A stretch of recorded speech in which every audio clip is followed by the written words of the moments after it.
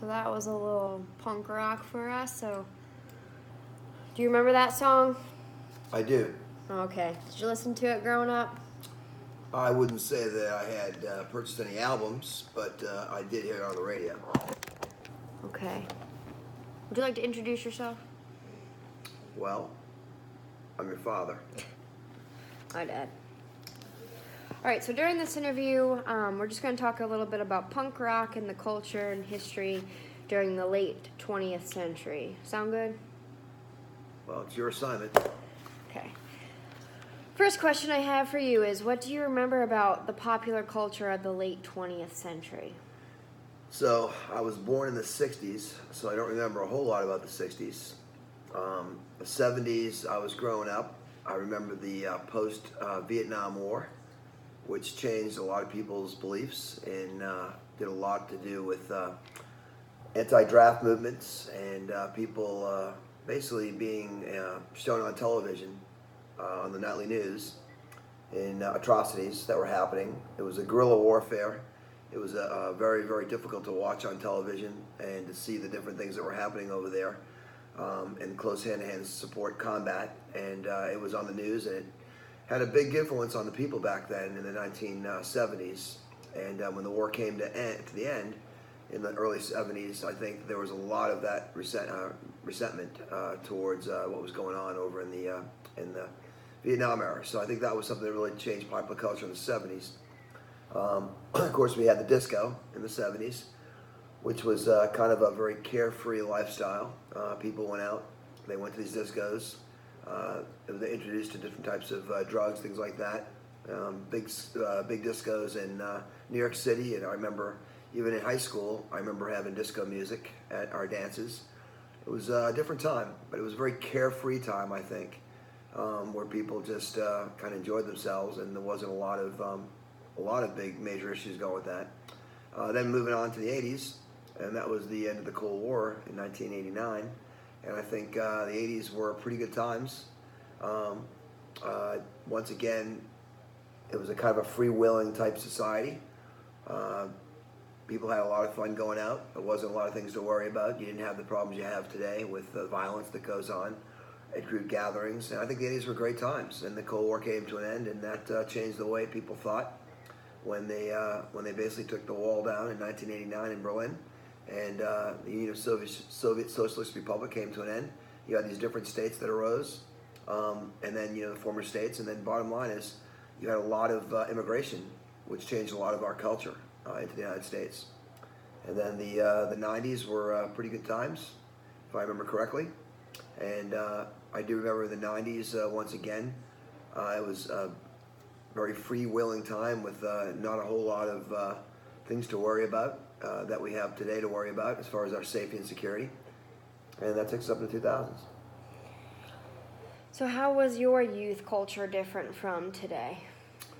Well, I can tell you flat out, it was less violent as it is today.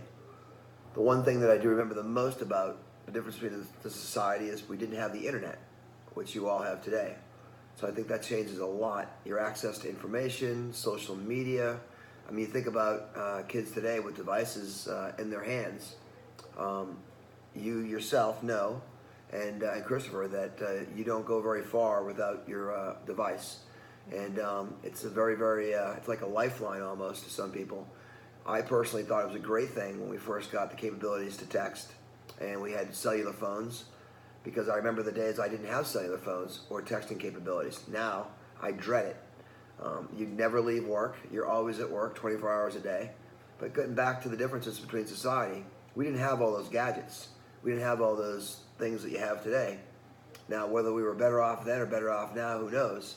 But I will tell you this, we also didn't have the violence, the school shootings, the active shooter situations with people, the different issues that are brought up now in school.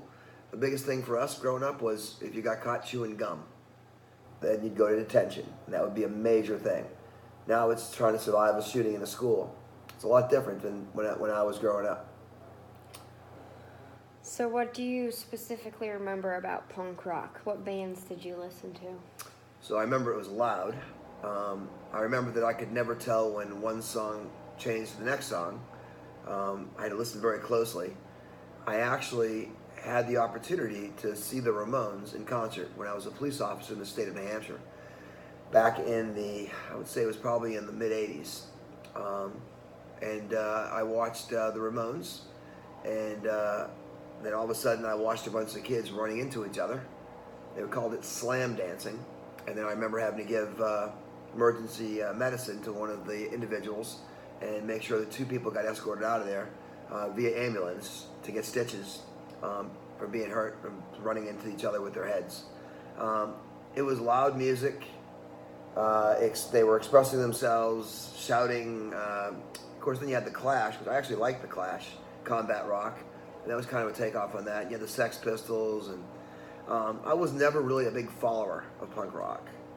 But there were a few songs, like the one you played, I Want to Be Sedated, that I remember in clubs hearing it and kind of liking it. But I mean, I wasn't a big fan of it. Do you think that a lot of people still listen to some of the songs? I think people that grew up during that time frame, because it was big back then, and if it was part of your listening genre, then you'd probably still listen to it. Yeah, you'd probably go back. It's like I go back and listen to the music that I liked in the 80s, because it's kind of a comfort, to go back and listen to some of those songs. Do you believe that punk rock had an influence on popular music? I think every genre has an influence on pop music, going back as far as Elvis Presley, the music before him in the 50s. I mean, it kind of, it's a step-by-step approach. The Beatles came in and they changed the way we all heard music. They were amazing to have as many hits as they did over that time period. And they changed a lot of the way that people listened to it, because they introduced, they started off with just short songs and basically moved into some really heavy, not heavy metal, but you got songs like Helter Skelter and things. It's just different generation. I think every genre has some influence on the progression of music. I think punk rock is the same. My last question for you would be, what kind of legacy do you think punk rock has left, if any? Well, I think as a legacy goes, I think that most people, when you think of punk rock and the Ramones and the early bands, you think they recruited a certain type of group that wanted to express themselves, and that's how they did it, was through the music, to go to the clubs or go out to see them play. And I think it was a form of expression, and I think that that will obviously have a lot to do with the progression of music, because other genres have picked up that and have done it in different ways. All right. Well, thank you for your time, and that's it. All right, thank you. Thank you.